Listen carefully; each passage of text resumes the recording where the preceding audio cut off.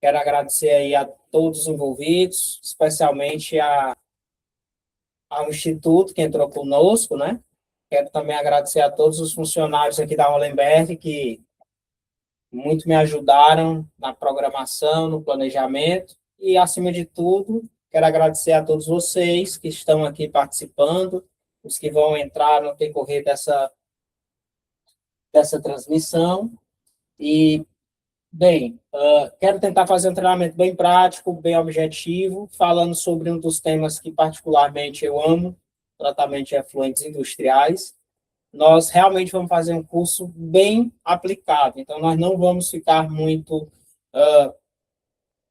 nós não vamos entrar muito na seara de esgoto sanitário, nós não vamos entrar muito na questão de efluentes não industriais. Nosso curso vai ser bem aplicado para esse tipo de segmento, tá? Essa é a proposta do curso, é isso que nós vamos seguir.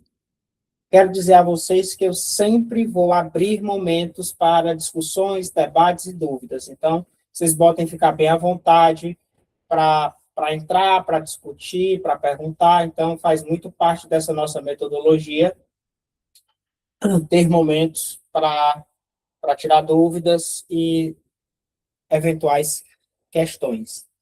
Bem, a minha programação com relação à condução do curso é a seguinte.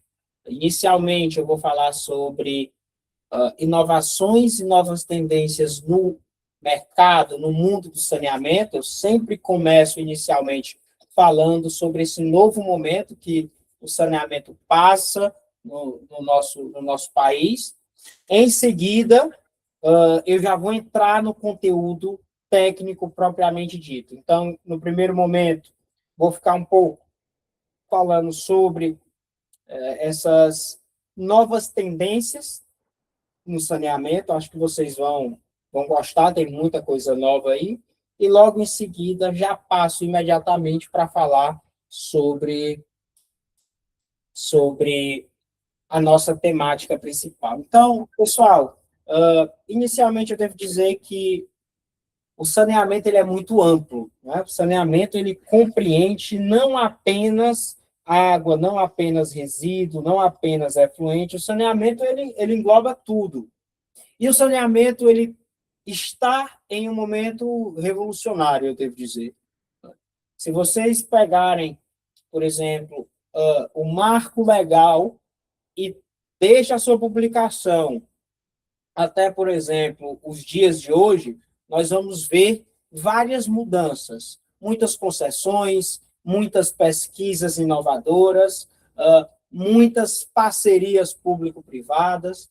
Nós estamos vendo uma verdadeira revolução no mercado do saneamento.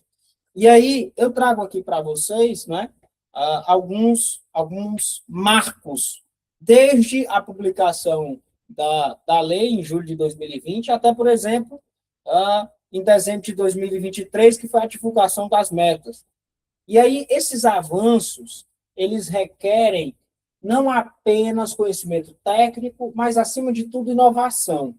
Nós precisamos, hoje, cada vez mais, de inovação no mercado do saneamento. Posso citar, por exemplo, alguns cases, não é? Vocês imaginam, por exemplo, pessoal, que até pouco tempo atrás, pouco se falava de recuperação de recursos, né? Vamos pegar o caso típico do biogás, do biometano. Pessoal, o biogás e o biometano hoje é um ativo sem precedentes, né? Muitas empresas têm desenhado grandes parcerias para formar biogás, biometano, um ativo que a nível mundo, a nível, né, mundial, nós temos visto cada vez mais a exploração, desenvolvimento de pesquisa, empresas entrando nesse mercado. Então, o biogás é um grande exemplo. Posso também citar com vocês, né, a grande exploração que está tendo agora no mercado de desmineralização. Quem diria que agora, né, nesse novo momento, nós estaríamos captando água do mar, retirando sais, né, e utilizando essa água aí para fins de potabilidade. Nós não estamos nem falando de fins menos nobres, nós estamos falando efetivamente de potabilidade. Então, tudo isso mostra esse novo momento do saneamento. E eu poderia extrapolar, eu poderia, por analogia, citar outros casos, como, por exemplo, alguns subprodutos que até nós estamos vendendo, subprodutos que até então, posso aqui abrir também, para dizer, por exemplo, borra de gordura, né? Material graxo, com alto teor de AGT, quem diria que esse material hoje seria vendido? Quem diria que esse material hoje teria todo esse apelo comercial, as pessoas indo buscar nas unidades, pagando, coletando, retirando borras de solvente, borras de AGT, material com traços oleosos, materiais que conferem poder calorífico no seu estado semipastoso. Então, é uma verdadeira revolução. O saneamento, eu devo dizer, o saneamento passa por uma verdadeira revolução, em que nós estamos tendo cada vez mais ativos, né? Nós estamos vendo esses materiais principalmente como ativos, né? Pois bem, isso tudo está dentro desse contexto do marco do saneamento. E aí eu trago alguns números aqui, só para vocês terem em mente, né? Em 30 de abril de 2021, foram leiloados 3 blocos da SEDAI, água e esgoto na P3, né, na Bolsa. E aí os valores que eu coloco aqui para depois vocês fazerem estudos e análises. Né? 8,2 bi no bloco 1, 7,2 bi no bloco 2, a Iguá, 7,2 também bi no bloco 3, arrematado pela EGEA. Então, tudo isso é investimento, tudo isso novas explorações no mercado de saneamento, que seja, obviamente, que seja pesquisa, que seja projetos, que seja todo um desenvolvimento que nós, técnicos, devemos estar prontos para suprir nesse mercado. Pois bem, eu vou deixar esses slides aqui para vocês. Em fevereiro de 23, eu coloco aí, por exemplo, a BP da CAGES, enfim, coloco para vocês todos esses investimentos trazidos pelo marco do saneamento. A CSA Equatorial, que também é outra empresa que entrou, né, no mercado de saneamento. Todos esses novos investimentos estão totalmente relacionados com o mundo do saneamento. Cito também a COP30, que nós participamos diretamente, aconteceu em Belém, né, final do ano passado, que também trouxe consigo muitos investimentos, trouxe consigo muitas inovações aí, numa cidade, num estado que precisa de muito investimento na parte de meio ambiente, saneamento ambiental, e tudo isso eu trago as águas correlatas, né? O saneamento, ele traz consigo projeto de automação. Você imagina, pessoal, que hoje a grande maioria das estações de tratamento de água, a grande maioria das estações de tratamento de efluentes, tem sistemas supervisórios e automação, porque são diferentes. Às vezes as pessoas confundem supervisório com automação. Não é a mesma coisa, né? Distintos. Mas, muitas vezes, nós temos agora sistemas recentes que retrolavagens são automáticas, sistemas de dosagem totalmente automatizados. Então, tudo isso são áreas correlatas que estão vindo com o saneamento, né? Novas tecnologias, vocês estão vendo aí, Neredas, MBRs, MABRs, novos sistemas de operacionalização. Eu conheci um sistema de operacionalização agora, né, que ele funciona praticamente, né, não é uma IA, mas tem um QG, né, tem um centro, um centro de operação, e de lá você praticamente opera, acompanha, real-time, praticamente todas as estações desse centro de operação integrada. Então, tudo isso são inovações no mercado de saneamento, tudo isso são novas tendências que está vindo com essa revolução do saneamento no nosso país, que nós estamos tendo a oportunidade de vivenciar. E aí, eu deixo para vocês todas essas inovações, né? que na verdade, são inovações. Eu estou trazendo aqui para vocês alguns supervisórios que eu tenho vivenciado aí, Brasil afora, e aí alguns indicadores também para mostrar para vocês o que é esse novo momento do marco do saneamento, né? O quanto de investimento, o quanto de melhoria, o quanto de desenvolvimento o saneamento no Brasil está passando. E repito, nós estamos tendo a oportunidade de vivenciar, nós estamos tendo a oportunidade de ver tudo isso aqui. E aí eu trago para vocês, né, dois pontos que nós fazemos hoje muito, que é valorização de efluentes e resíduos. Hoje, nesse curso especificamente, nós vamos ficar um pouco mais ativos aqui para efluente industrial, mas na verdade nós estamos muito atuantes aí, tanto com efluente como resíduo. E por que, pessoal, que eu uso muito esse termo valorização? Porque nós trazemos hoje muito a questão da economia circular. Muitas pessoas falam esse termo sem entender o que é economia circular. Pessoal, a economia circular nada mais é do que você identificar algum produto que tenha valor agregado e retorná-lo para o setor produtivo. É simples. Então, toda vez que você entra numa estação, toda vez que você entra num centro de tratamento de resíduo, toda vez que você entra numa unidade que trabalha com efluente e com resíduo, e que você consegue ver um produto de valor agregado ali e retorná-lo ao setor produtivo, você efetivamente atuou na economia circular. E isso, eu diria que é o nosso desafio. Nós, engenheiros, técnicos, tecnólogos, temos o desafio de cada vez mais promover a economia circular do saneamento. Então, né, vamos lá. Eu tinha um efluente, tratei, transformei em água, lancei no rio. Por mais que lá na frente haja uma captação, por mais que lá na frente aquela água possa ser reusada, mas qual é a visão da economia circular? Não lança, trata e reusa, volta para o setor produtivo. Outro exemplo, estação de tratamento gerou lodo, visão antiga, manda para aterro sanitário, paga, eu até postei isso no LinkedIn essa semana, paga para ir para aterro, paga lá 180, R$ 200 a tonelada, alguns aterros até R$ 250 a tonelada. Não, não paga mais. Pega isso aí, leva lá para a Conama 430, transforma em biossólido, economia circular. Promoveu a economia circular. Tinha um determinado efluente que era rico em ácidos graxos, tinha muita gordura, tinha muita borra, muito material graxo.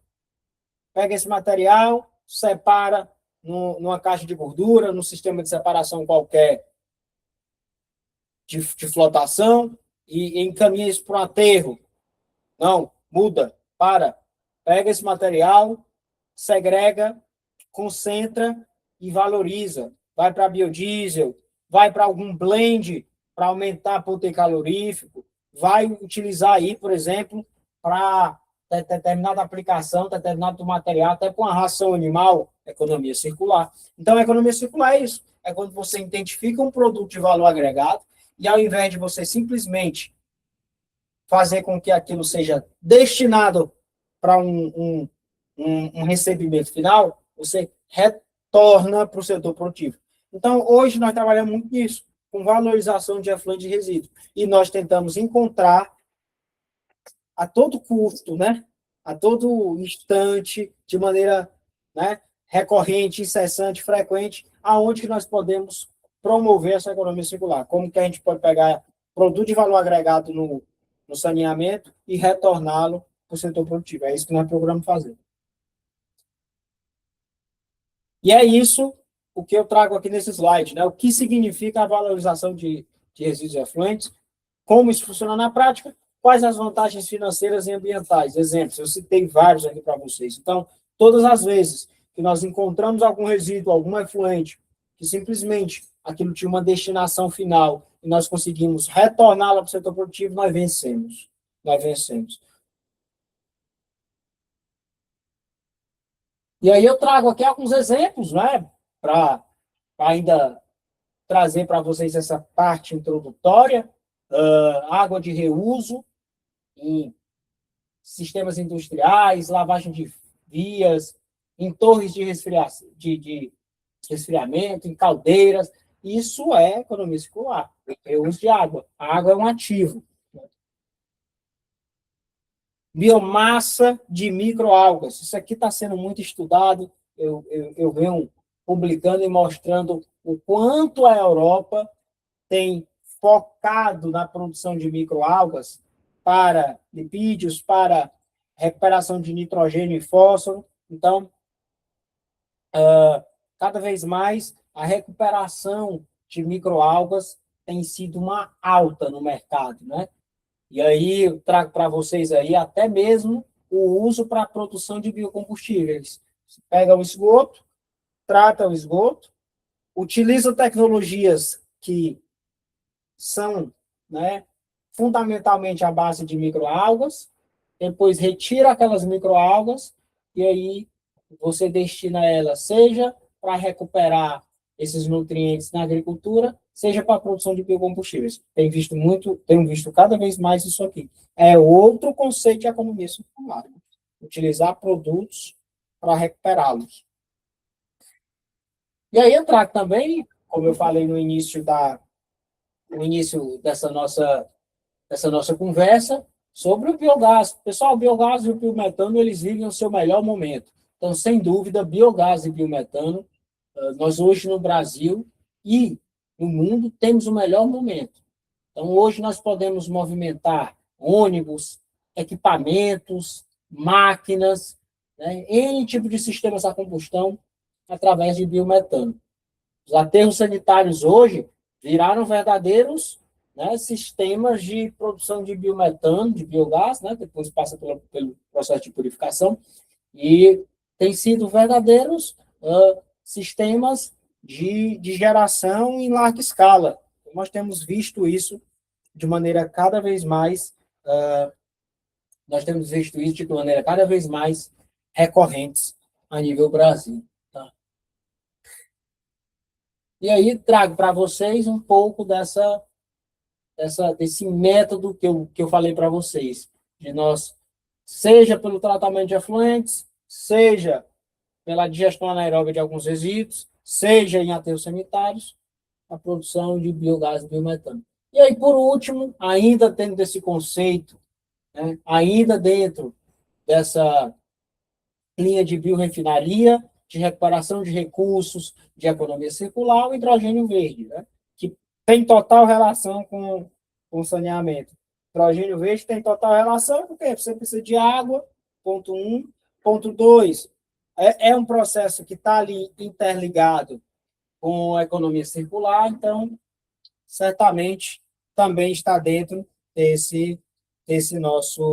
dessa nossa temática. E eu trago aqui algumas tecnologias. Inclusive, pessoal, muitos estudos, muitas pesquisas produzindo hidrogênio a partir de tratamento de efluentes. Então, também temos isso. E aí, alguns cases inovadores que eu trago aqui para finalizar essa parte introdutória, uma wetland, né, utilizada numa indústria, em que você aí agrega duas coisas, né?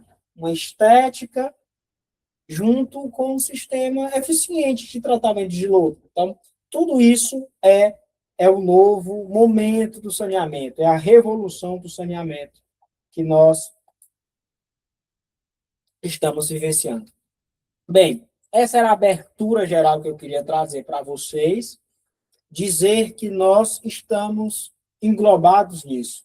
Quando nós participamos de um projeto, de uma wetland, que aproveita lodo e cria ali um parque ecológico, quando nós desenvolvemos uma pesquisa para reaproveitar um óleo, reaproveitar uma graxa, quando nós utilizamos ali alguma metodologia de separação de resíduos e obtemos aqueles resíduos com valor, com algum tipo de valor agregado, seja para queima e coprocessamento, seja para economia circular direta, quando nós atuamos nisso, de alguma maneira nós estamos fomentando, participando, cultivando a economia circular no saneamento, que eu diria que é o desafio do século XXI. O nosso desafio, o meu, o de vocês, o nosso desafio é promover a economia circular. É não ver mais esses materiais, esses resíduos, como mero rejeitos. e sim como produto de valor agregado. Tranquilo? Pois bem, essa era a primeira parte, agora eu vou entrar efetivamente na parte técnica. Gostaria de ter deixado essa visão introdutória. Vou passar aqui agora para nós encaminharmos para nosso segundo slide. Então, vamos lá. Agora, nós vamos entrar nessa segunda parte, que, como eu falei, é o que efetivamente nós temos como tema principal do nosso curso, projeto e execução de ética industriais. Pessoal, em primeiro lugar, antes de eu entrar propriamente no tema propriamente dito, eu quero dizer que o grande desafio que eu vejo para você projetar, implantar, operar uma ética industrial, o grande desafio, em regra, é conhecer bem, historicamente, o tipo de efluente. Que esse é o grande gargalo que os projetistas, os engenheiros têm. Não é todo mundo que tem um bom banco de dados, que tem um bom registro do seu efluente industrial.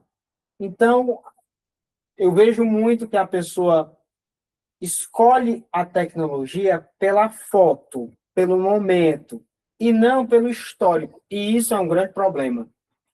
Você não pode ter segurança, convicção de qual rota tecnológica vai utilizar, de qual reagente químico vai ser aplicado, de qual procedimento operacional vai ser ali utilizado, se você não tem segurança do histórico, do que efetivamente chega naquela ética. Eu lembro que ali na época da pandemia, foi um verdadeiro apocalipse para quem operava a ET. Motivo: por conta da pandemia, teve muitas indústrias alteraram processos, alteraram matéria-prima, alteraram linhas de produção. Os efluentes mudaram de maneira significativa, drástica. E aí as estações pararam de responder. Então, eu vi isso claramente dentro do contexto da pandemia, quando grande parte dessas indústrias ficaram mudando o seu tipo de efluente, os seus processos produtivos, as matérias-primas, seus insumos, e aí os efluentes produzidos eram efluentes totalmente distintos. Estações não estavam projetadas mais para aquele modelo. Então, o que eu percebo, em primeiro momento, é que para você ter segurança em qual rota tecnológica, em qual processo, em qual sistema você vai utilizar para um determinado efluente industrial, você tem que ter bons registros, você tem que conhecer bem. E o segundo lugar, que eu também elencaria como um ponto excepcional para ter um sucesso de uma ETA industrial, é uma operação que sempre deve ser ali atualizada de perto, né? Eu acho muito engraçado, porque eu visito muita ET, né, Brasil afora, e aí as pessoas pensam, por exemplo, que o JAR-teste é para fazer uma vez no mês. Ninguém faz JAR-teste uma vez no mês, pessoal. Uma estação dessa, certamente, ela tem grandes oportunidades de melhoria, porque você faz JAR-teste semanalmente para entender ali o que está acontecendo. Então, eu vejo que tem muitas estações que simplesmente são regidas pelo resultado final. Acontece, né? Acontece que muitas vezes você tem até um laudo que ele é conforme, mas a estação está dando vários sinais de que precisa de emergentes, de maneira emergencial de intervenções, né, emergenciais. Então, essa questão de simplesmente olhar só o laudo final, muitas vezes é um erro grasso que é cometido ali na operação. Você tem que acompanhar de perto, né, a operação on-site, dentro, interna da estação. Pois bem, mais uma vez que você tem bons registros, uma vez que você conhece bem o afluente, tem tudo para você escolher uma rota tecnológica, ok, uma rota tecnológica que atenda às expectativas. E é basicamente isso que nós vamos discutir, né, durante esse treinamento. As tecnologias para efluentes industriais, as experiências que nós temos tido com efluentes, os seus mais diversos segmentos aí de indústrias, e algumas boas práticas, algumas ideias que nós vemos, que nós estamos utilizando aí nas nossas redes. Pois bem, então eu começo o slide, né? Eu começo essa apresentação perguntando qual opção tecnológica nós temos. Hoje é uma infinidade de tecnologia. Se nós formos discutir hoje tudo que nós temos de tecnologia para efluente industrial, levaríamos aqui semanas. Então, temos sistemas baseados na natureza, temos reatores UASBs, temos sistemas MBRs, temos MABRs, temos lagoas, nós temos uma infinidade de tecnologia. E sabe o que é interessante, pessoal? Que muitas vezes o fabricante ele quer vender, né? Ponto pacífico é o fabricante, ele quer vender. Cabe a você, cabe a nós determinarmos a melhor rota, determinarmos o melhor caminho, determinarmos ali a melhor opção para que você compre uma tecnologia que atenda às suas expectativas, que chegue ali no efluente final que você almeja, e que também tenha CAPEX, tenha OPEX. Então, tudo isso tem que ser levado em questão nessa tomada de decisão de qual tecnologia nós vamos utilizar aí. Bem, hoje nós temos, por exemplo, um conjunto, né, de regramento jurídico para o Ceará. Mas eu quero dizer que um grande passo inicial é entender quais são as resoluções, quais são, né, as legislações aplicadas para aquele seu projeto. Que às vezes a gente sai com vício, né? Por exemplo, faz muito projeto ali na Bahia, faz muito projeto no Rio, mas de repente vai ter que fazer um projeto no Ceará, de repente vai ter que fazer um projeto em Belém. Então, é muito importante entender qual é a resolução aplicável para aquele local, para aquela cidade, para aquele estado que você participa, né? Isso é um grande passo. E aí, como vocês sabem, nós temos o critério da especialidade, né? E aí, por exemplo, aqui no Ceará, nós usamos COEMA 217, fazendo aí sempre a suplementação com a CONAMA 430, que é a federal.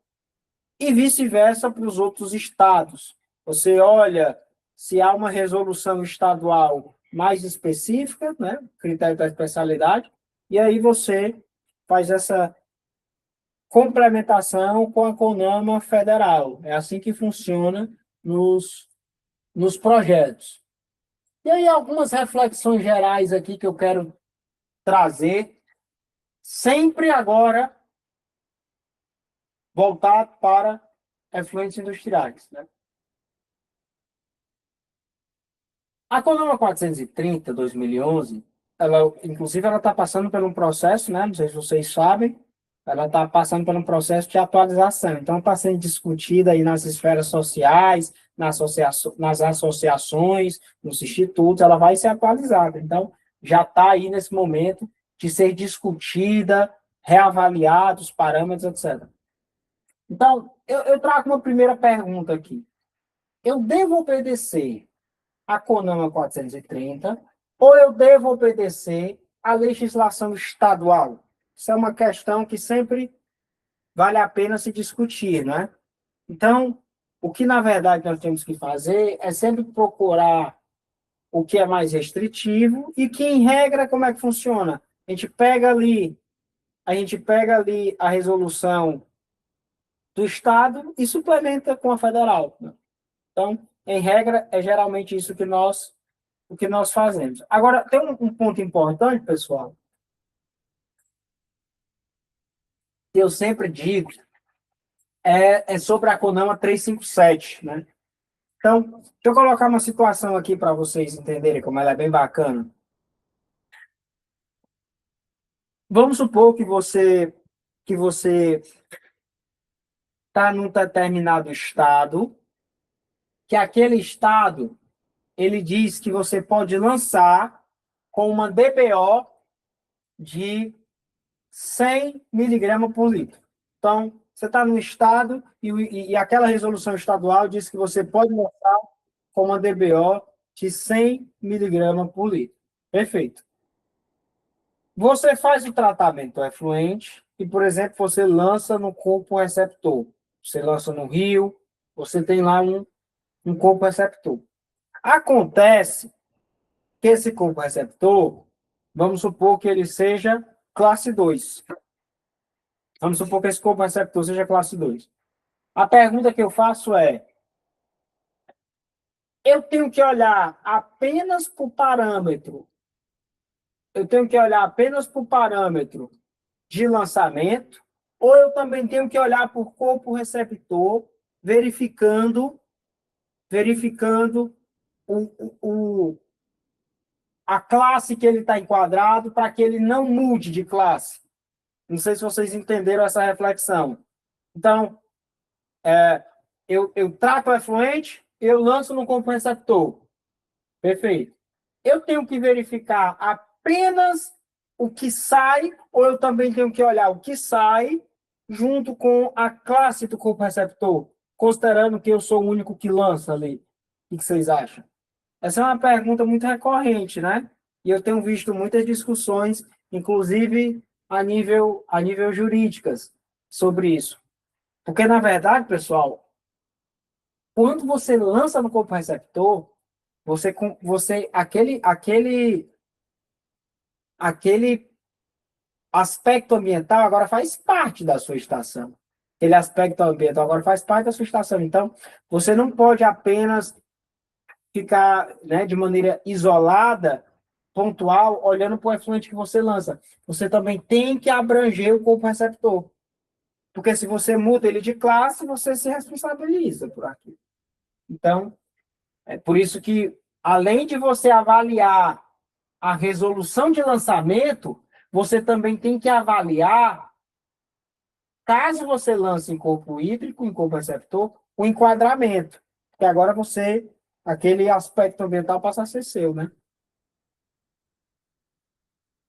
Pois bem, esse item aqui é um item que eu tenho visto aí de maneira recorrente, né? Nas visitas aí que a gente tem ido. As pessoas querem diluir efluente industrial com efluente sanitário.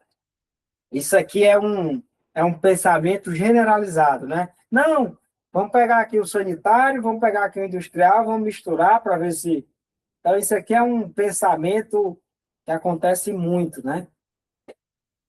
Tem alguns que querem até misturar água pluvial. Pegar água pluvial e fazer mistura com efluente industrial, né? No controle das condições de lançamento, é vedado, para fins de diluição, antes do seu lançamento, a mistura de efluentes com água de melhor qualidade, como água de abastecimento, água do mar, sistema de refrigeração, sem recirculação, etc. Olha só, é muito normal, como eu estou falando, as pessoas quererem usar esse artifício. Mas olha como a literalidade da resolução ela é objetiva. Com fins de diluição antes do lançamento. É totalmente diferente, por exemplo, né, de algumas indústrias que eu tenho visitado, que elas pegam o esgoto sanitário e fazem um mix com o efluente industrial, não para diluir, mas sim para aproveitar, por exemplo, o nitrogênio, o fósforo que tem no efluente sanitário, para utilizá-los na linha de tratamento de efluente industrial quando ali utiliza um sistema biológico. Vou repetir, se ficou muito rápido. Imagina, não é? Imagina que você opera uma ET industrial e você usa a tecnologia MBR. Tá? Nós vamos discutir sobre ela. Fica tranquilo que todas as tecnologias nós vamos discutir. Esses 3 dias. Você usa o Membrane Bioreactor. Você usa um sistema baseado na membrana, um bioreator à membrana. E aquele bioreator à membrana, você trata um efluente industrial. Só que aquele efluente industrial, ele tem deficiência de nitrogênio. Tá? Tem deficiência de nitrogênio, tem deficiência de fósforo, por exemplo. É um exemplo que eu estou dando. Aí você pensa, Silvio, será se eu posso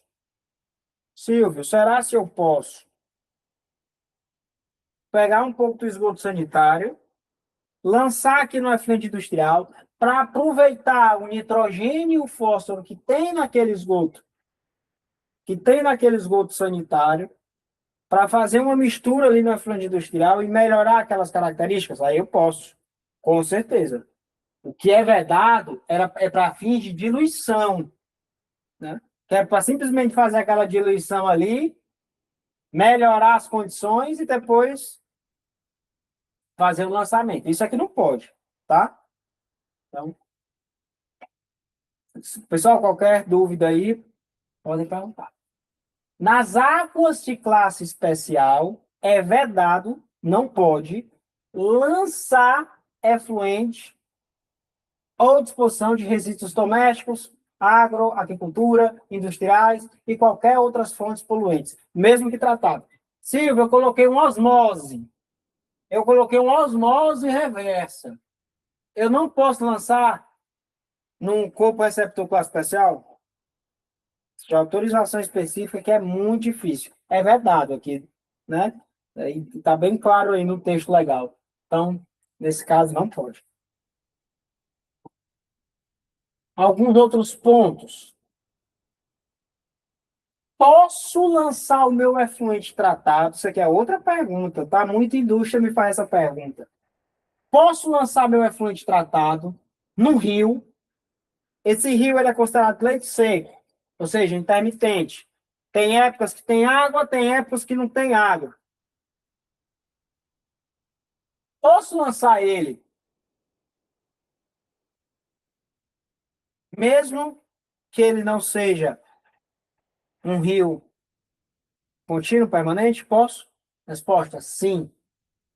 Para o lançamento de efluentes tratados em leito seco de corpos receptores intermitentes, o órgão ambiental vai definir as condições especiais, mas pode sim.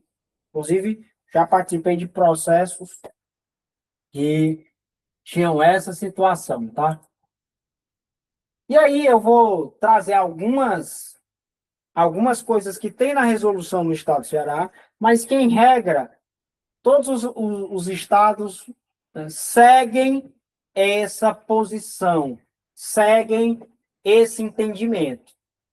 Primeiro, medição de vazão.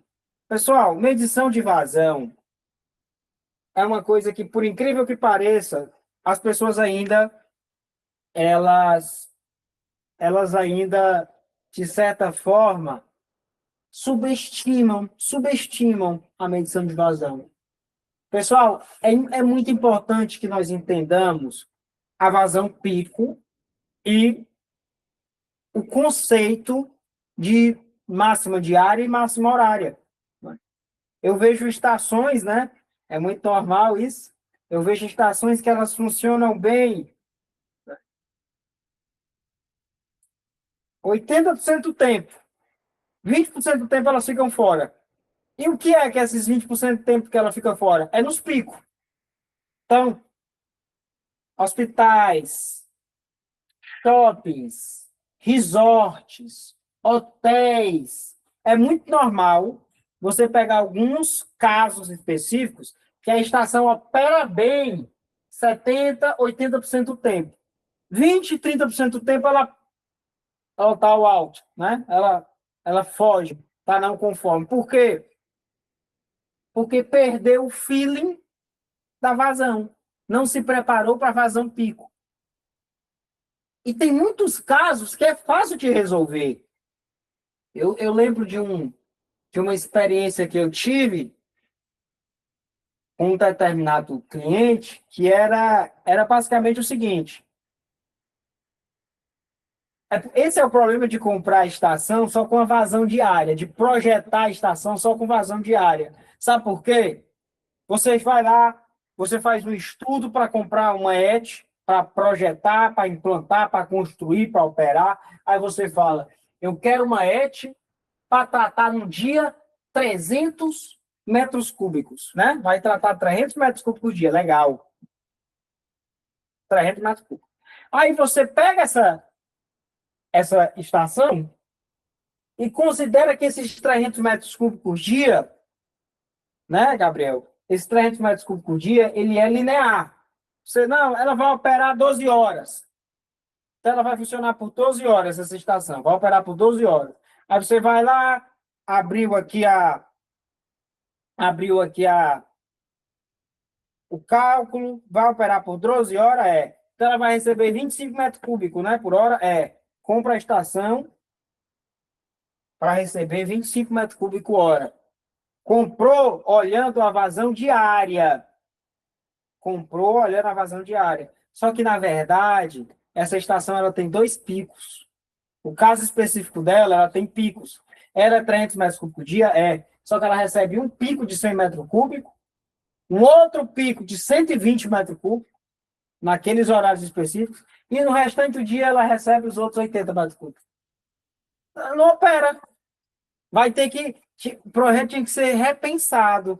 Tinha que ter todo um sistema de tanque de equalização, tinha que ter todo um buffer, todo um pulmão, entendeu? Para que nos picos de 100, de 120, Thiago, ela suportasse. Mas o que é que acontece muitas vezes, João Pedro? O cara vai, compra a estação, olhando, ele pega a vazão máxima diária. Pega a vazão máxima diária e considera que ela é linear. Não é. Aí tem outro caso também, que é quando ele subestima os picos pontuais ao longo do ano. Então, eu tenho visto muitos, né, parques aquáticos, resorts, hotéis, que atendem todas as épocas do ano, mas no carnaval, em dezembro e nas férias de julho, não atende. A estação se perde. Então, isso é um outro. E como é que você tem segurança nisso? Medição de vazão. As indústrias deverão instalar suas espessas, medição de vazão, dotado da função da totalização do volume. Contínua, né? Os quais deverão gerar dados instantâneos e históricos. Poderão ser solicitados a qualquer tempo pelo órgão ambiental ou qualquer do lançamento indireto de efluentes pelos operadores de serviços de esgoto. Essa é a importância que temos aí. Indústrias com vazões superiores a 500 metros cúbicos por dia deverão instalar sistema de totalização de volume acumulado, assim como medidor de pH, temperatura e parâmetros que o órgão o definam. E aí, ainda dessa nossa introdução geral, né? Eu faço algumas perguntas iniciais que sempre são importantes de se fazer quando nós vamos instalar uma ET. Uma primeira pergunta. A minha ET, ela vai ser um sistema compacto? Vai ser um sistema de alta taxa? Primeiro conceito que eu quero discutir com vocês é o conceito de ETs de baixa taxa e ETs de alta taxa. Esse conceito é um conceito muito importante que muita gente ainda faz confusão com ele. Eu participei de um evento agora há pouco tempo e eu vi claramente o quanto esse conceito, às vezes, ele não é bem aprofundado e esclarecido. Vamos lá. Eu vou precisar da paciência, da ajuda de vocês, porque esse é um curso bem técnico, então eu vou ter que entrar em algumas terminologias bem técnicas, tá? Esse é o nosso objetivo aqui. Vamos lá. No inglês, vocês veem muito aquela terminologia do HRT, né? Hydraulic Retention Time, né? Que no português, o tempo de detenção hidráulica. Pois bem, vou relembrar para vocês o que é o conceito de tempo de detenção hidráulica. Esse conceito é muito importante, tá? Tempo de detenção hidráulica é o conceito que você utiliza para avaliar o período, o tempo que a partícula permanece dentro da ET, dentro do reator, dentro do sistema. Então, se você tem uma tecnologia que foi calculado, hoje, pessoal, só para vocês terem ideia, as lagoas de estabilização, lá no começo, né, tecnologias que começaram, né, que surgiram aí no início, ali, os primórdios do tratamento de efluentes, tem um tempo de detenção hidráulica de 20, 30 dias. 20, 30 dias. A partícula fica lá dentro 20, 30 dias. Hoje, tem tecnologia que o esgoto fica 3 horas, 4 horas. Eu já vi tecnologia com TDAH de 3,5. Então, é uma grande evolução, né? São sistemas compactos. Aí você me pergunta, Silvio, sistema alta taxa é um sistema que trata em poucas horas e um sistema baixa taxa é um sistema que trata em muitos dias? Não necessariamente. Sistema alta taxa é um sistema que desvincula, que quebra, que rompe a ligação direta entre o tempo de detenção hidráulica e o tempo de permanência do micro-organismo, do lodo lá dentro. Então, eu vou explicar agora que vocês vão entender bem. Mas primeiro eu quero que vocês entendam o que é tempo de detenção hidráulica. O tempo que a partícula fica ali dentro. Grande maioria das ETs que eu vou hoje tem tempo de detenção hidráulica de 8 horas, 12 horas. Significa que se eu pegar uma molécula de esgoto, assim que ela entra naquele sistema, e colocasse um GPS, e fosse acompanhando todo o trajeto dela ali dentro, ela ia ficar ali 8 horas, 9 horas. Esse é o conceito de TTH da grande maioria das ETs. Esse é um valor aí aproximado. Já em lagoas de estabilização, você já vai ter da ordem de dias.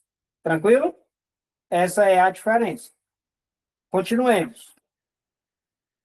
Totalmente diferente do conceito de tempo de detenção hidráulica é o conceito do que no inglês eles chamam de SRT. Sludge Retention Time. Tempo de retenção da biomassa. Idade de lodo, tem gente que chama. Então, vamos lá. Imagina que você tem um sistema biológico. Imagina que você tem um sistema biológico. Se você tem uma ETE que utiliza um micro-organismo, que utiliza uma bactéria, que utiliza um protozoário, que utiliza uma alga, aquele micro-organismo, ele vai, obviamente, nascer, vai ter o crescimento, né, o grow rate, ele vai nascer, ele vai crescer e ele vai se reproduzir ali dentro. Tranquilo. O tempo, muita atenção nesse conceito, muita atenção nesse conceito. O tempo que o micro-organismo fica dentro do reator, utilizando ali as suas funções vitais, os seus metabolismos, realizando ali os processos de mineralização, os processos de oxidação biológica, até mesmo os processos de fermentação, o período que ele fica ali dentro, realizando esses mecanismos, esse metabolismo microbiano, nós chamamos de tempo que ele fica ali dentro, de idade de lodo. No inglês, sludge retention time. Então, entenda a diferença do tempo de detenção hidráulica para idade de lodo. Tempo de detenção hidráulica é o tempo que a partícula vai ficar ali dentro. Da partícula, do efluente em si. Idade de lodo é o tempo que o micro-organismo fica lá dentro. E por que é que esse conceito de alta taxa é tão importante? Porque o conceito de alta taxa, olha que legal, olha que legal. Chegamos no grande finale para você entender o que é uma alta taxa e o que é uma baixa taxa. Numa alta taxa, você consegue fazer com que o seu lodo fique lá dentro muito mais tempo do que o efluente. O efluente fica pouco tempo e o lodo, muito tempo. Silvio, me dá um exemplo? Agora, um reator WASP, você vai ter uma idade de lodo da ordem, você chega em um WASP que tem idade de lodo acima de 100 dias. Tem um WASP que a idade de lodo é maior do que 100 dias. E sabe quanto é o tempo de detenção hidráulica no WASP? 8 horas. Entendeu como você rompeu?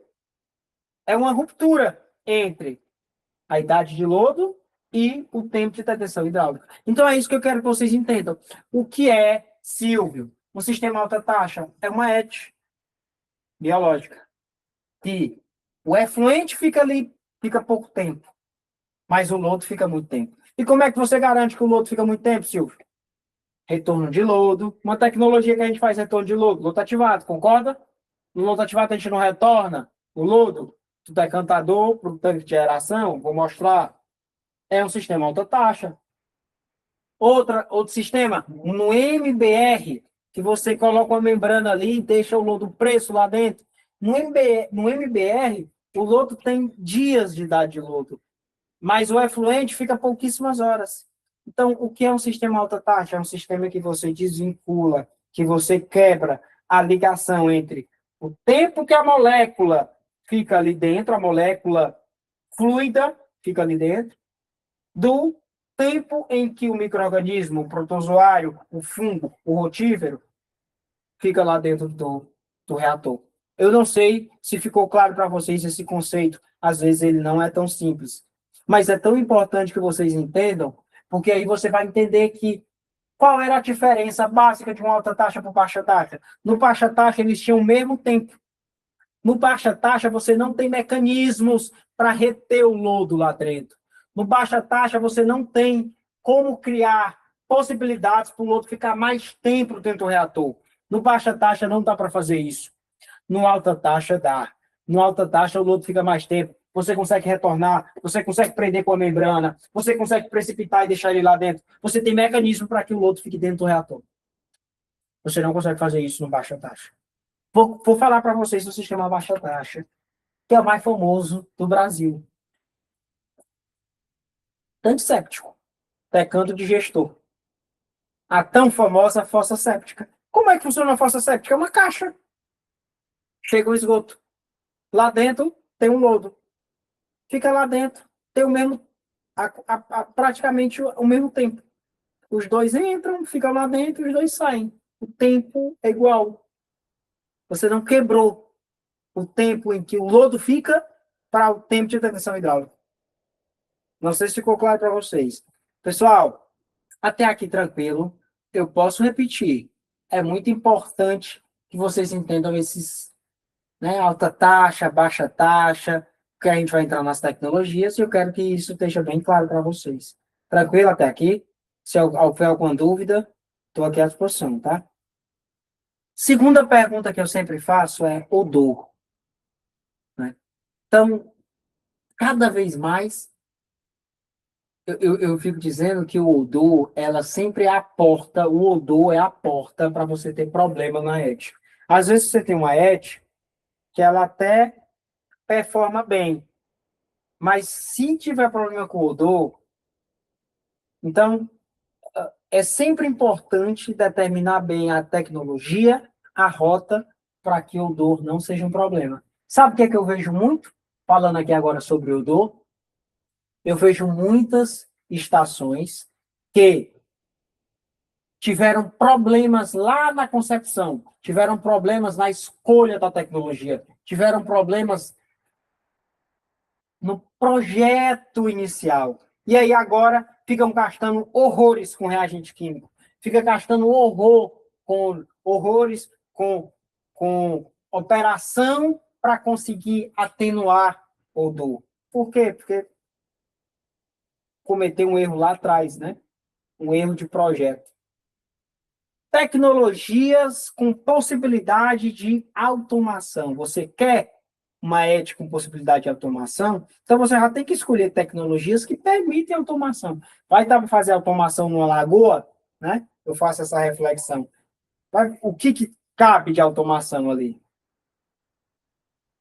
Tecnologias que apresentem confiabilidade acima de 90%. Eu quero discutir com vocês o que é o termo, o que é esse conceito cada vez mais utilizado no mundo de ads, que é o conceito de confiabilidade, né? Pessoal, vamos lá. Eu tenho que ter uma ad que atenda rigorosamente, necessariamente e de maneira indispensável todos os parâmetros 365 dias no ano? Claro que não. Claro que não. Você pode sim ter uma ad que tenha não conformidades. Isso não é o fim do mundo, não. Você pode sim ter uma ad que apresente, né, eventualmente, um delay de pH, que apresente uma não conformidade ali com algum parâmetro específico. Agora, a pergunta é, de quanto em quanto tempo acontece essa recorrência? De quanto em quanto tempo é que essa ad não fica dentro dos padrões? E esse é o conceito de confiabilidade. Uma confiabilidade de 90% significa que essa ad, 90% do tempo dela, ela atende. Só 10% ela fica fora. Fica fora quando tem um evento chuvoso com a precipitação muito elevada, que aumenta demais, né, a vazão afluente e causa algum arrasto, por exemplo.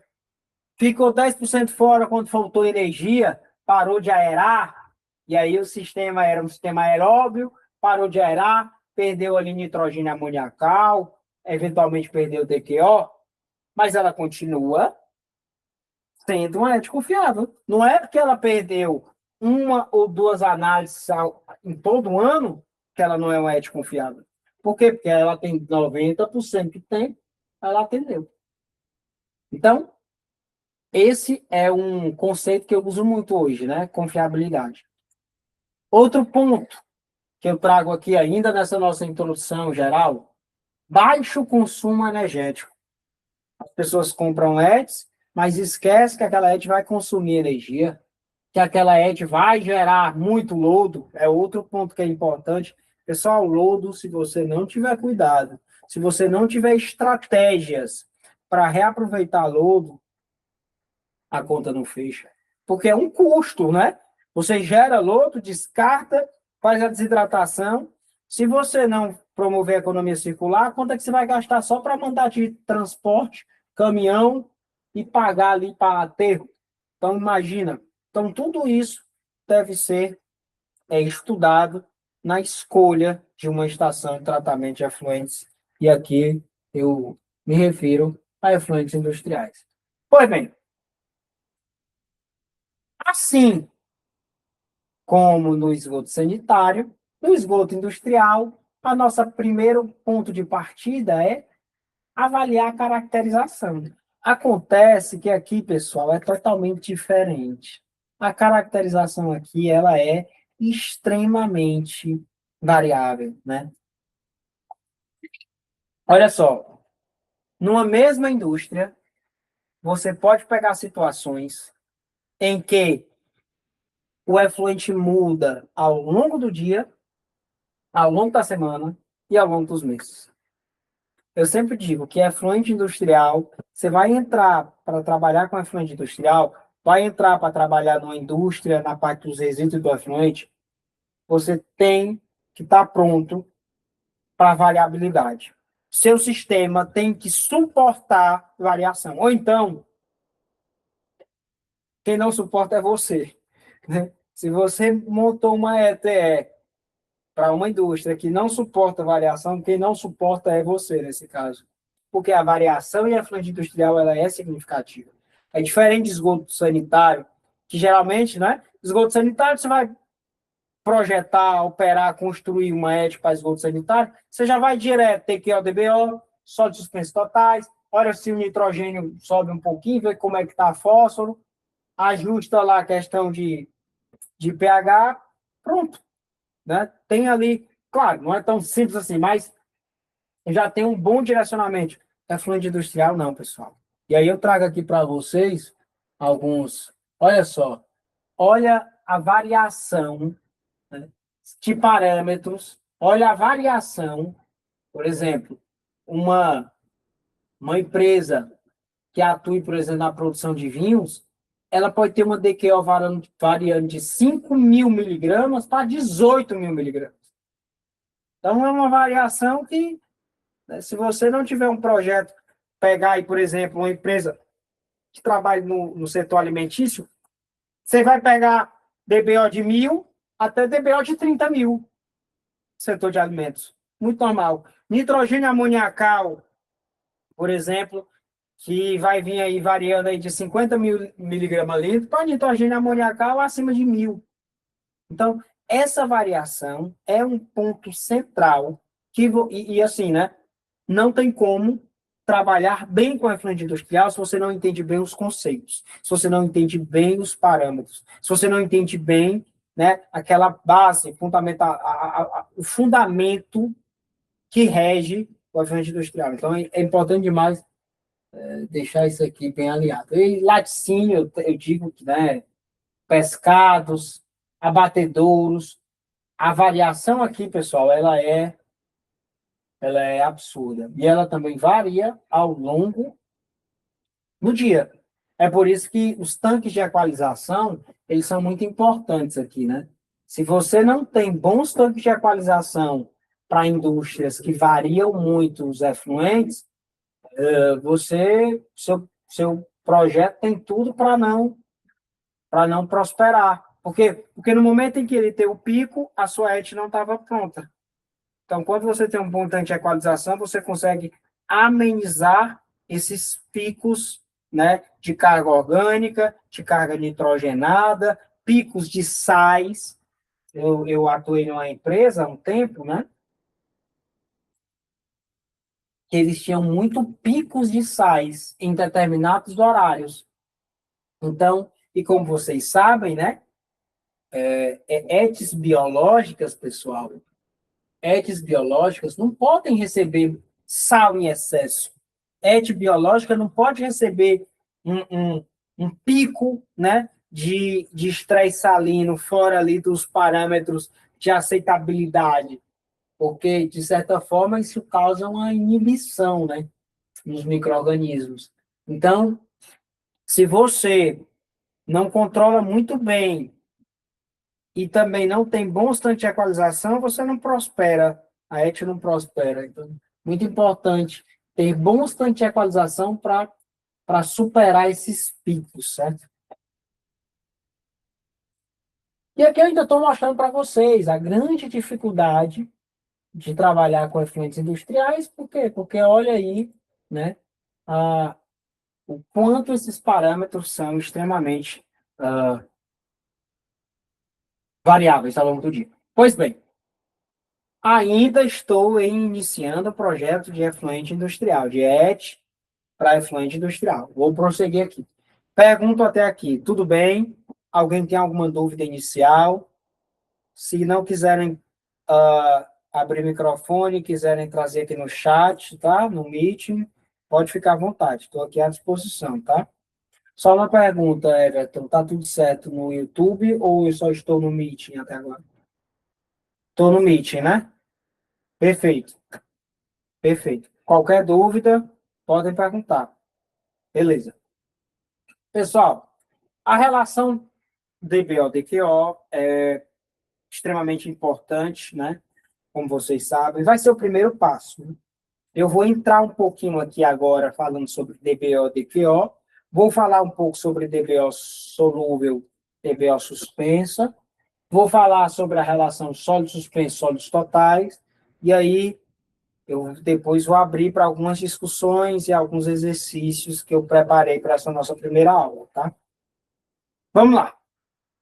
Como vocês sabem, DBO e DQO, em regra, junto com nitrogênio. Se eu tivesse que elencar 3 parâmetros, que eu diria de parâmetros chaves, para você ter uma ET que opere bem, se eu tivesse que elencar, eu elencaria o seguinte: em regra, não é sempre, né? Em regra, DBO, DQO, nitrogênio e sólidos. É o nosso desafio. O nosso desafio é atender esse pessoal. Silvio, às vezes aparece condutividade, às vezes aparece coliformes. Isso aí rapidamente a gente ajusta ali, né?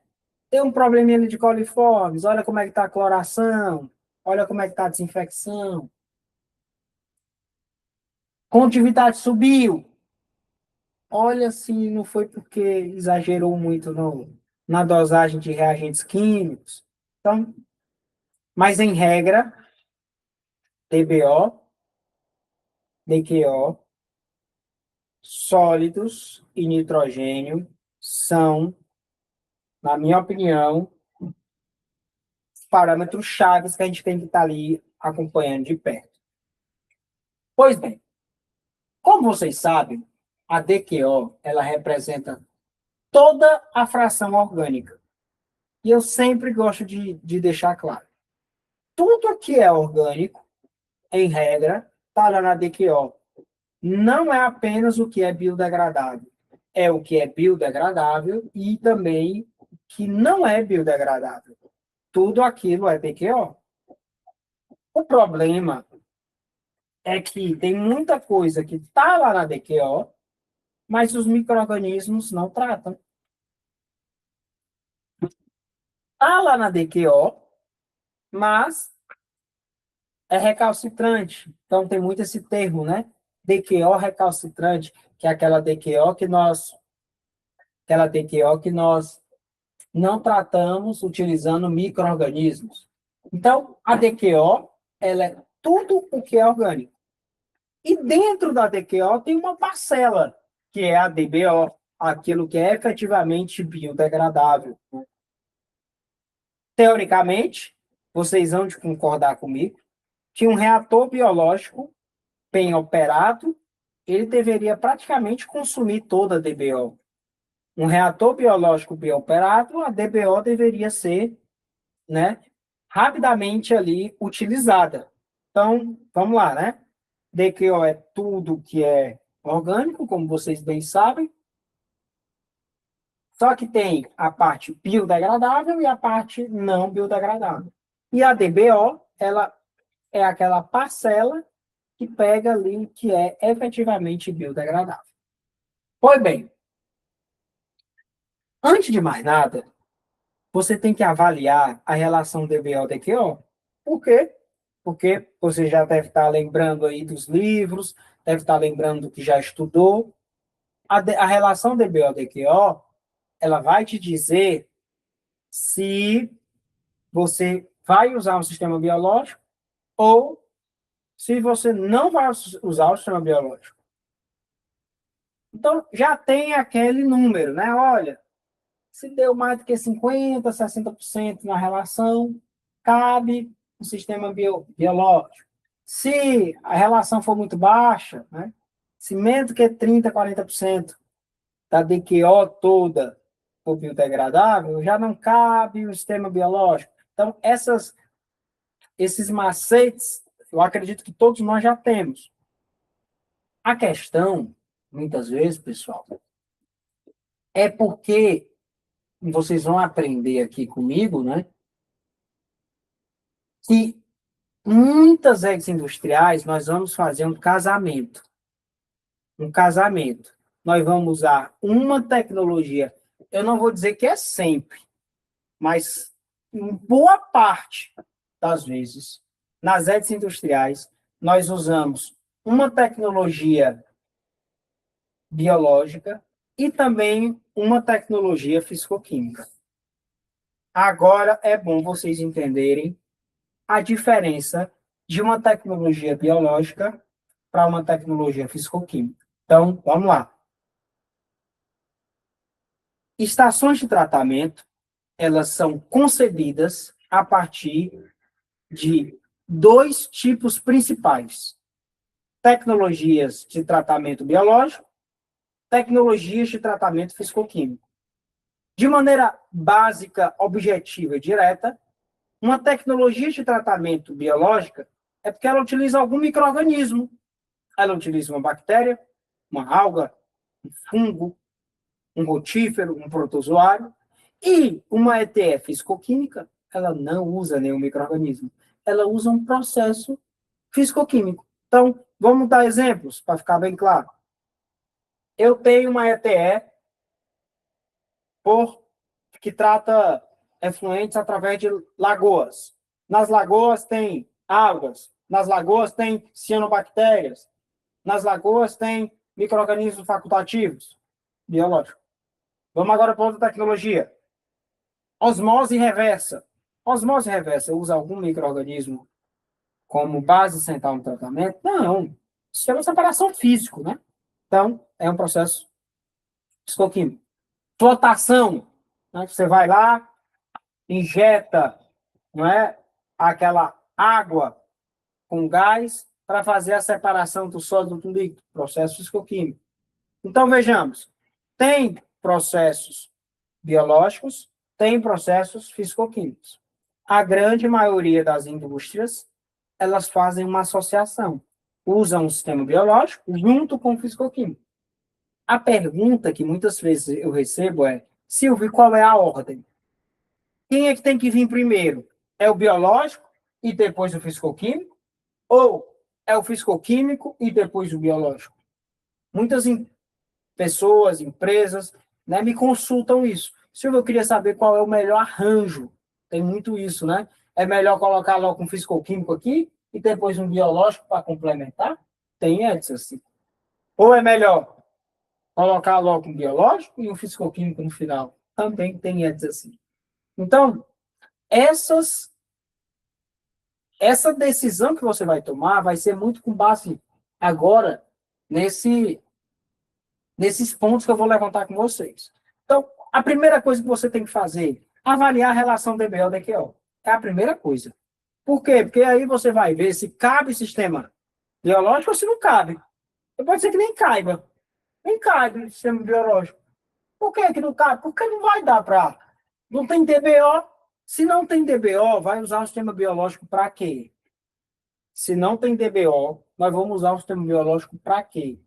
O sistema biológico, em regra, ele é para remover DBO.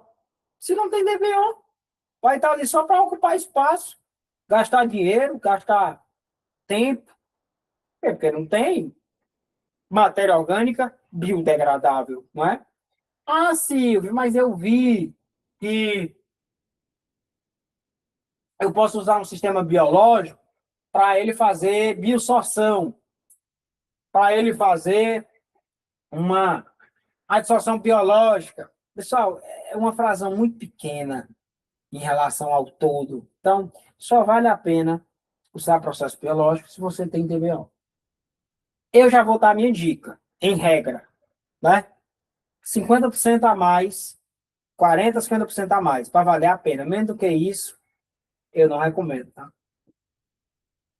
Vamos lá. Você já sabe o que é a relação DBO e você já sabe o que é a relação DQO. Agora vamos falar do sólido suspenso, que é esse SS. Esse SS aí, ó, é sólido suspenso. E esse ST, sólidos totais. Vamos lá. Vamos relembrar aqui. Todos os sólidos que estão lá no efluente, ele pode estar dissolvido ou ele pode estar suspenso, né? Pois bem, se ele estiver suspenso, você pode fazer coagulação, floculação e clarificar. Se o sólido estiver suspenso, você pode fazer coagulação, floculação e clarificar.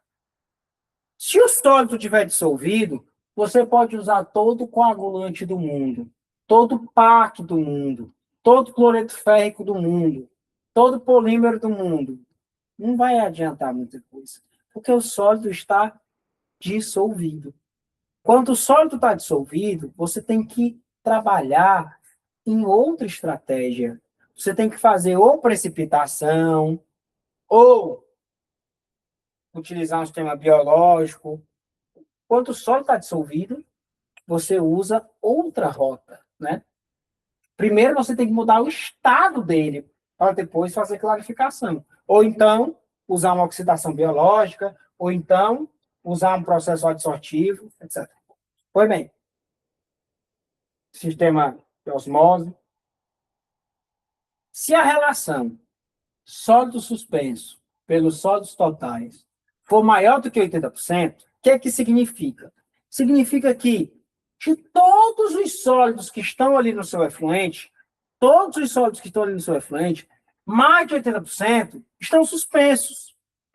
Mais de 80%, eles já estão, né, naquela forma apta para você clarificar.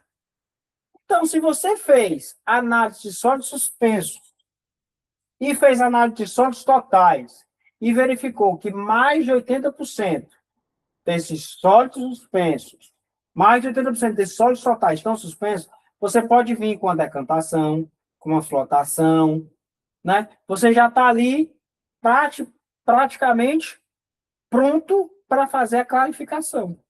Agora, pessoal, do que adianta boa parte dos seus sólidos estarem dissolvidos e você já vem com coagulante?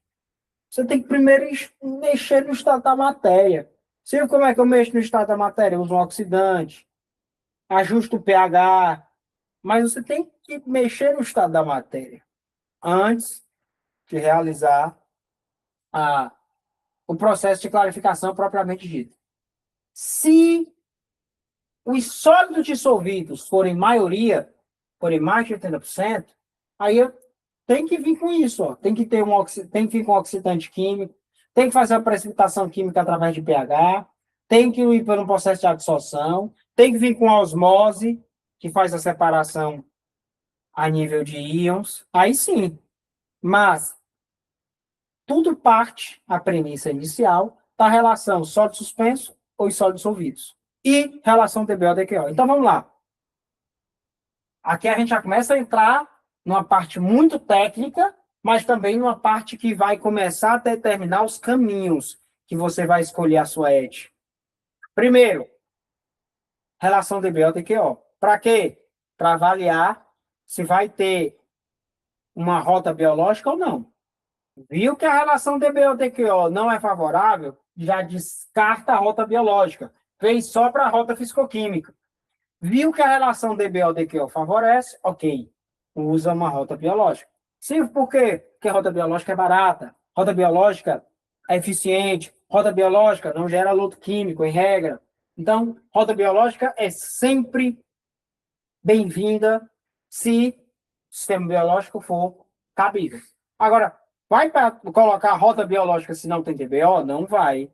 Não existe isso de colocar sistema biológico se não tem DBO.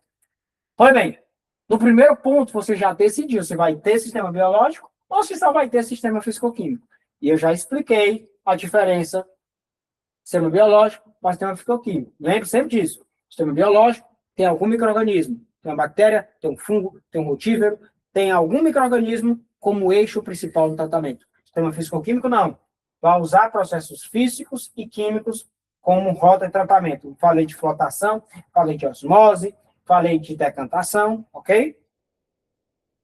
Depois de falar da relação DBO-DQO, depois de falar de processos biológicos e fisicoquímicos, eu falei para vocês que o próximo passo é entender como que os sólidos estão. Lembra, os sólidos eles podem estar suspensos ou podem estar dissolvidos. Os sólidos totais, ou eles estão suspensos, ou eles estão dissolvidos. Se eles estiverem suspensos, mais de 80% deles suspensos, você já vem com a decantação, você já vem com a flotação, você já vem com a precipitação química. Se mais de 80% deles, estiverem no formato dissolvido, aí você vai vir ou com carvão ativado, ou com oxidação química, ou com uma precipitação química através de pH. Ok? Tranquilo até aqui? E agora, pessoal, nessa última parte da nossa aula, eu quero fazer alguns exercícios de tudo que nós vimos aqui, tá? Eu já tinha mandado alguns exercícios para vocês, mas agora eu irei discutir aqui algumas questões rapidamente sobre tudo que nós conversamos nesse nosso primeiro encontro, tá? Então, algumas reflexões aqui bem iniciais aqui para a gente discutir. Vamos lá. Tá compartilhando aí com vocês? Todo mundo confirma? Estamos de volta, tudo certo? Vamos nós. Então vamos lá. Uma tecnologia de tratamento de efluente industrial utiliza um sistema de coagulação e floculação, seguida da remoção dos flocos por decantação ou flotação. Pois bem, como você enquadra essa tecnologia? Esse sistema é um sistema físico. 2, esse é um sistema físico-químico. 3, esse é um sistema biológico. 4, esse sistema é um sistema bioquímico. Resposta correta aqui, obviamente. Item B, né? É um sistema físico-químico. Silvio, por que físico-químico? Porque ele utiliza reagentes químicos, coagulantes, floculantes, polímeros, em consonância, em parceria com processos físicos, né? Decantação, flotação, por isso que é um sistema físico-químico. Questão 3. Um equipamento remove partículas por diferenças de densidade, unicamente por diferença de densidade. Não utiliza reagente químico, não utiliza nenhum tipo de micro-organismo no tratamento. Ele é um separador API simples para remoção de óleo livres. Olha que legal. Na nossa próxima aula, nós vamos falar muito sobre sistema API. Teve uma colega que me consultou agora há pouco tempo, se eu não estou enganado, é Paragominas ou é Paraupebas, do estado do Pará. E ela estava com muita dificuldade de saber qual é o melhor sistema que ela usa para a separação de água oleosa. Ela opera alguns postos de gasolina e também está consultoria para algumas empresas, e ela estava com dúvida, né? Silvio, qual é o melhor sistema que eu tenho que usar? É um flotador? É um sistema API? Tudo isso nós vamos ver no nosso curso. Hoje é só o primeiro dia, hoje nós ainda estamos vendo aí algumas coisas de mecanismos, de fundamentos, de introdução geral. Então, vamos lá. É um equipamento que separa apenas por diferença de densidade, não é? Vocês sabem muito bem. Mais denso, desce, menos denso, sobe. Esse é um sistema o quê? Físico, físico-químico, biológico ou bioquímico? Com certeza, sistema físico, né? Por quê? Porque utiliza apenas forças físicas para fazer a separação entre as fases, ok? Ficou bem claro aqui? Tranquilo? Pessoal, essas duas questões aqui iniciais, alguma dúvida? Se eu perguntasse para vocês o sistema de osmose reversa, né? Sistema de osmose reversa puro, apenas separação por osmose, vocês diriam que era um sistema físico, físico-químico ou biológico? Sistema de osmose. Quem concorda comigo que sistema puramente físico? Perfeito. Todo mundo concorda? Show. Agora vamos para algumas questões um pouco mais, né, trabalhadas. Vamos pegar aqui algumas, pessoal, eu vou deixar para vocês fazerem em casa e outras eu vou fazer aqui. Eu gosto muito dessa questão aqui. Questão bem interessante. Vamos lá, vamos ler comigo. Uma indústria alimentícia contratou para você desenvolver a ETE deles, a ETE industrial. Eles fizeram DBO, eles fizeram DQO, eles fizeram sólidos suspensos totais e eles fizeram toxicidade. Resultado. Relação DBO-DQO deu 0,74. Relação DBO-DQO deu 0,74. Sólidos suspensos totais deu muito alto. Deu muitos sólidos em suspensão. Deu uma toxicidade baixa. Vamos lá. Eles querem saber, eles querem fazer aqui um mix, usar uma ET biológica com a tecnologia fisicoquímica. Então, vai ter uma ET com um sistema biológico e um sistema fisicoquímico, né? E o que eles querem saber? Qual a melhor ordem? Vamos definir aqui a melhor ordem. Opção A é um sistema biológico seguido de um fisicoquímico. Opção B, sistema fisicoquímico seguido de um biológico. Opção C, só osmose reversa e acabou. Opção D, precisa apenas de um gradeamento com uma desarenação. E aí, pessoal, uma questão como essa, qual rota vocês utilizariam? Quem aí me ajuda a escolher a rota tecnológica para esse sistema? Alguém tem alguma ideia de como nós dimensionaríamos? Alguns já estão dizendo, ó, sistema B, unidade, né, opção B, fisicoquímico biológico. E aí, o que vocês acham? Eu certamente utilizaria a opção B. Agora, prestem muita atenção. Por que é que eu usaria aqui primeiro fisicoquímico? Porque tem muitos sólidos. Olhem para esse item, ó. Tem muitos sólidos, tá? Então, por conta desses sólidos elevados, eu retiraria boa parte desses sólidos para depois entregar para o biológico. Agora, atenção aqui. Se não tivesse muitos sólidos, baixa toxicidade, mas ele falasse que tinha um pouco de recalcitrância, eu utilizaria já a opção A. Por quê? Porque eu entregaria logo para o biológico remover a DBO e lá na frente o fisicoquímico faria o enquadramento final. Entenderam a diferença? Por isso que eu falei para vocês que é muito sutil essa ordem. Se é melhor biológico com fisicoquímico ou fisicoquímico com biológico. Esse feeling não é todo mundo que tem, tá? Então, por conta desses sólidos suspensos totais elevados, eu utilizaria primeiro o fisicoquímico e depois entregaria para o biológico. Exatamente isso. Item B. Correto. Pessoal, alguma dúvida? Todo mundo entendeu aqui esse item? Tranquilo? Vamos lá. Outra questãozinha aqui.